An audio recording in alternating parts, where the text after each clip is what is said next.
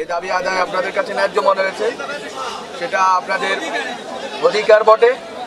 এখন আমাদের বক্তব্য হচ্ছে, আজকে যেভাবে আন্দোলনে, প্রথম কথা আমি যেটা বলতে চাই, আজকে যেভাবে আন্দোলনে পুলিশের কিছু সদস্য হয়তো আপনার উস্কানি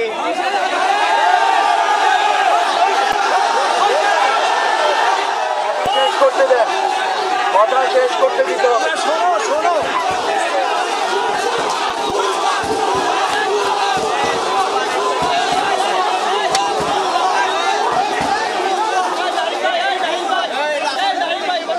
আমি কথা বলবো না, আমি কথা বলবো না।